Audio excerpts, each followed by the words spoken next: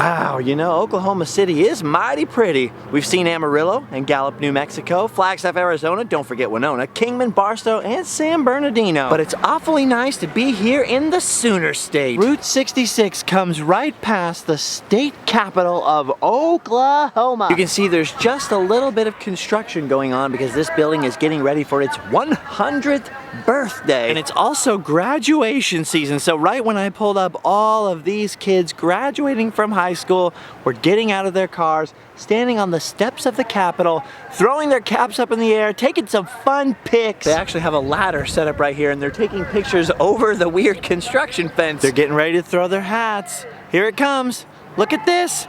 Hey, good luck, guys. Good luck. There's a lot of history here at the Capitol. These are supposed to be the 7 flags of the 7 nations that have controlled this territory. Spain, Great Britain, France, Spain again, France again, and then 2 for the United States for some reason. I don't know how that's 7 nations, but look at this.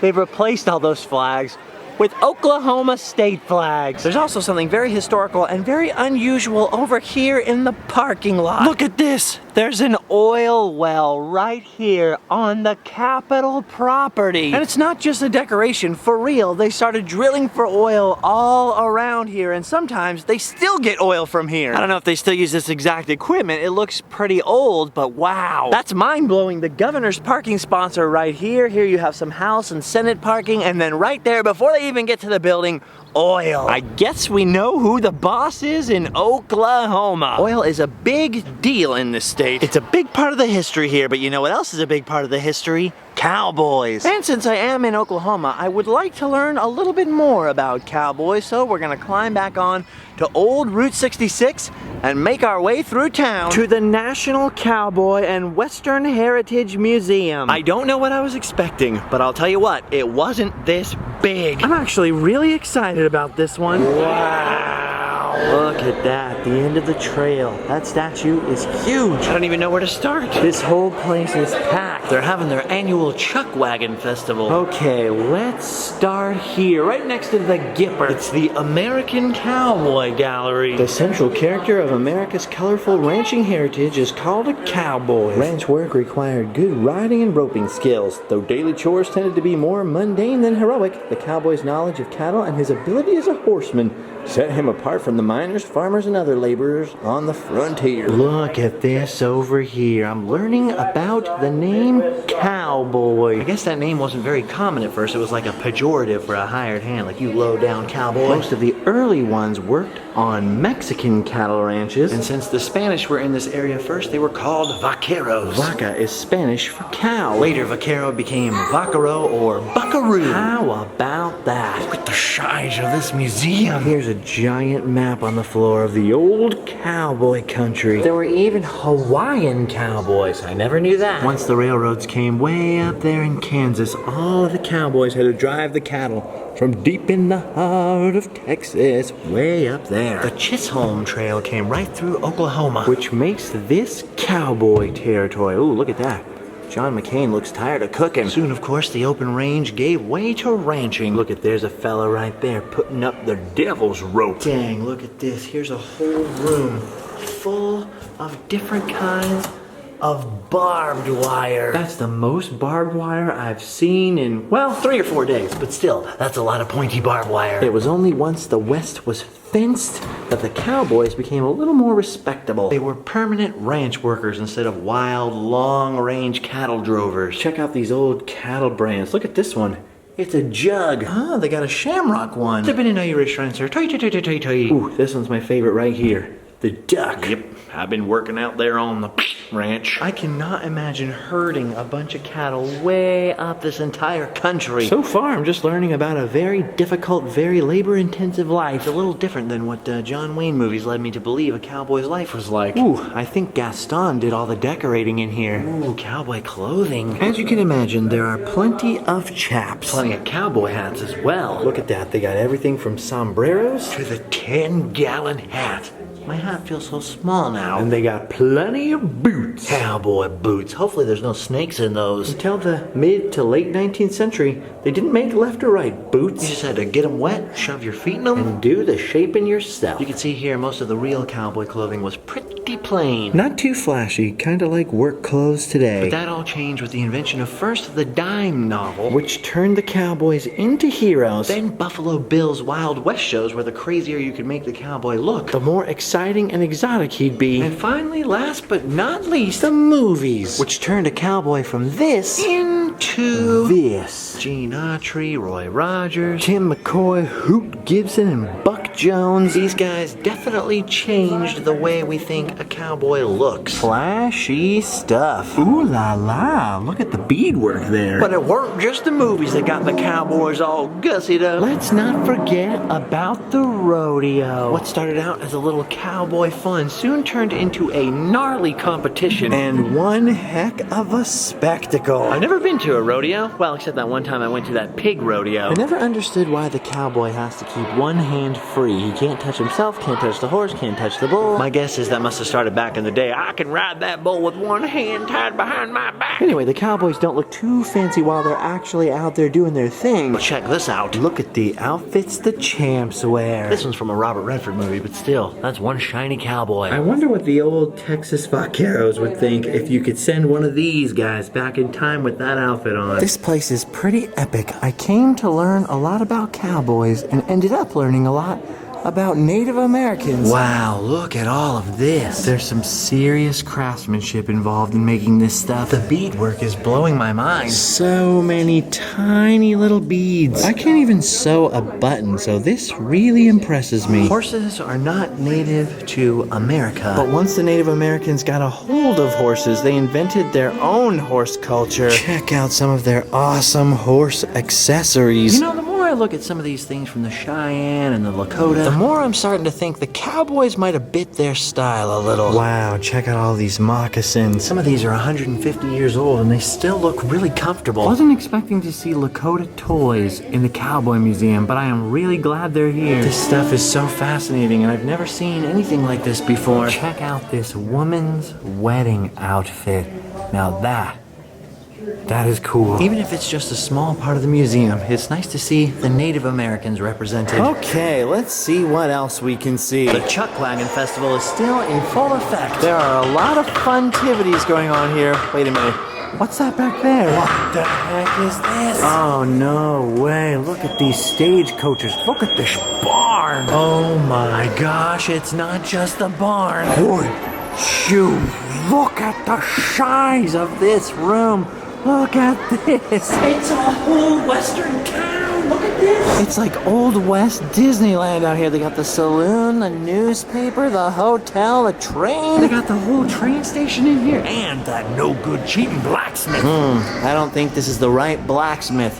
He doesn't have a giant ice-making machine in here. Or a flux capacitor. This is awesome. I feel like I'm at Disneyland in Pirates of the Caribbean or maybe Epcot's Mexico. But it's all Old West. Oh my gosh, you guys, I think this is my new favorite place. The only thing missing is an old-timey gunfight. Oh, how about that? Here's the old saloon. Oh my gosh, they're giving away sarsaparilla. I love me a sarsaparilla. You know, honestly, this is the kind of thing that Knott's Berry Farm back home needs to build. An indoor western town at dusk. I don't think they had Christmas lights like this in the Old West, but now's not the time to get picky. This is rad. Each one of these buildings has the interior all fleshed out. It's the old marshal's office. And out back is the old jail. Whoever built this place is my new hero.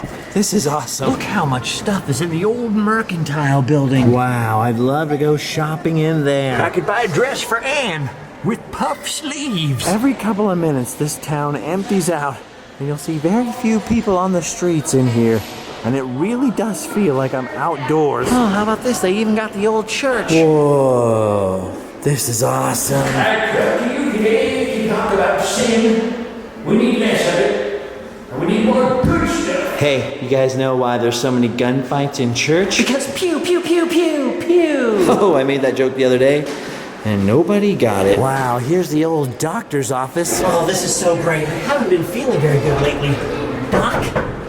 Oh man, he must be making a house call. The old schoolhouse. Look at these old school McGuffey's second reader. The fat duck swam to the bank and we fed her. Sounds like my typical weekend. Dang, that's how people learn to read in the olden times. Now video games teach us to read. We don't need school. This is so awesome. Man, Oklahoma's Disneyland. this old school bank looks just like the bank I was in the other day. You know what that was? A run on the bank. Oh, never mind. I wish I could stay in this hotel. Looks nice. That's a good idea, actually. Why aren't there hotels like this where you can stay in little rooms and then pretend you're in a little western town overnight? I would love to stay in a hotel like that. Well, I've seen everything but the saddle room.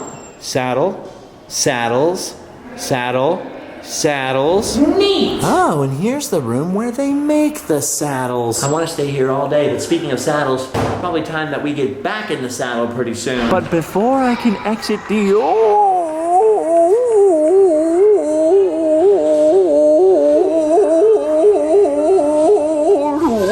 I realize there's one thing I haven't seen a lot of. Guns. Luckily, the museum has got that covered. There's some guns. Oh, and there's some right there. More guns? Big guns and little guns. All right, I've seen the guns.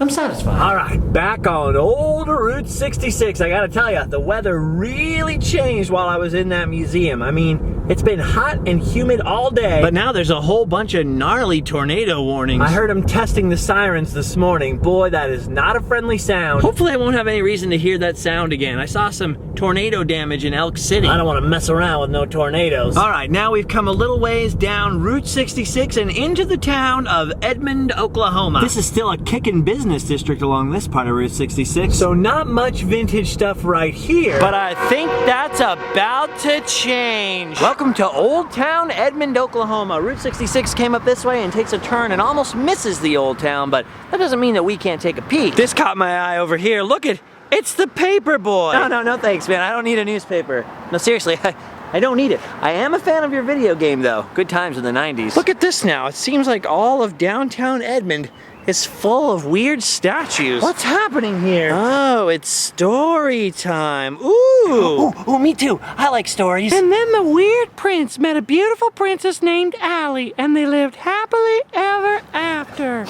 Oh, I love that story, don't you? Oh, there's another one over here. This one's called Puppy Love. I'm not sure if they love their puppy or they love each other. Well, they just love to pump water. I was gonna take a drink of this, but now I don't think I need to because it is now raining. Oh man, rain. The weather's being really weird and creepy. It'll rain, then it'll stop. It's sunny, it's hot, it's humid. Every once in a while I hear thunder. We got tornado warnings and hail warnings. Hold me too. I'm being frightened. Well, it looks like this rain might go on for a little while. Most of the stores down here have closed up already. But it looks like this one antique store might still be open. Oh, the glory of air conditioning. It's never at the top of the list, but it might be mankind's greatest invention. Wow, this is a nice place. This place is mostly a little more mom than pop, but I still like looking around. I love that sign right there. If you can choose anything, choose that. A lot of furniture in here. This booth looks like it's ready for someone to move in. Check out this old timer right here. No, never mind. Check this out. I've been looking for a place like this to play.